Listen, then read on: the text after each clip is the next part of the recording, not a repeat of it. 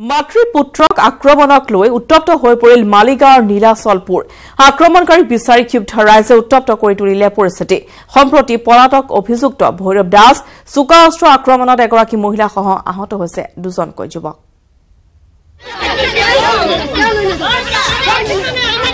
নীলাচলপুৰত চাঞ্চল্যকৰ ঘটনা মাতৃ পুত্ৰক আক্ৰমণ ড্ৰাগছ আসক্ত যুৱকৰ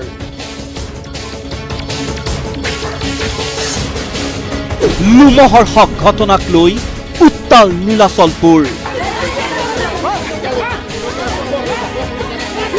আক্ৰমণকাৰীৰ বাসগৃহ ঘেৰাও উত্তেজিত ৰাইজৰ প্ৰথমে চাওক এই দৃশ্য গুৱাহাটীৰ মালিগাঁৱৰ নীলাচলপুৰত কিদৰে এই ঘৰটোত উত্তপ্ত পৰিস্থিতিৰ সৃষ্টি কৰিছে স্থানীয় ৰাইজে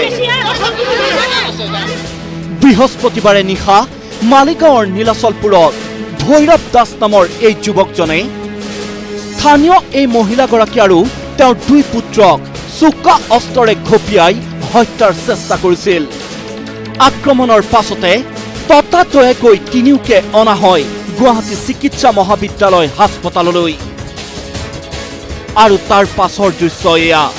ভৈৰৱ দাস নামৰ যুৱকজনৰ আক্ৰমণত ক্ষত বিক্ষত হোৱা তিনিওজন লোক এনেদৰে লেবেজান হৈ বহি আছে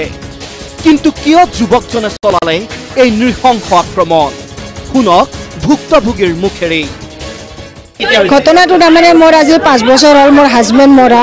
5 বছৰ আগৰ পৰা সি তাৰমানে মোক বেয়া চৰিত্ৰ দি মানে চাই পেনৰ ভিতৰৰ পৰা দাখান ওলাইছে আৰু এনেকৈ জদাই মদাই ঘা মাৰ দিছে তেতিয়া মই আয়ো বুলি চিঞৰি মানে আটা পাইছোঁ তেতিয়া মোৰ ল'ৰা দুটা ওচৰত আহি পেলাই ল'ৰা দুটাকো সি খায়াই মহিলাগৰাকীৰ মতে ভৈৰৱ দাসে তেওঁক বহু দিনৰ পৰাই কৰি আহিছিল আমনি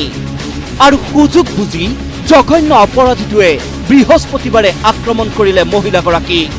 মাতৃৰ চিৎকাৰ শুনি ওলাই অহা দুই পুত্ৰকো উপৰ্যুপৰি চলালে আক্ৰমণ তাৰ পিছতে পলায়ন কৰিলে নৰপিশাচ ভৈৰৱ দাসে এই মানুহজনে ঘৰে ঘৰে কাম কৰি এই ল'ৰা ছোৱালীকেইটা ডাঙৰ কৰিছে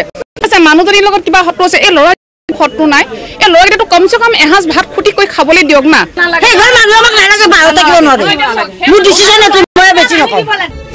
এই ভয়ংকৰ ঘটনাৰ পিছতে গোচালা থানাত গোচৰ তৰিলে ভুক্তভোগীয়ে কিন্তু বৃহস্পতিবাৰে নিশাই সংঘটিত হোৱা এই ভয়ংকৰ ঘটনাৰ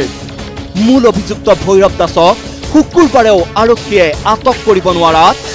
ৰাইজে ঘেৰাও কৰিলে আক্ৰমণকাৰী ভৈৰৱৰ ঘৰ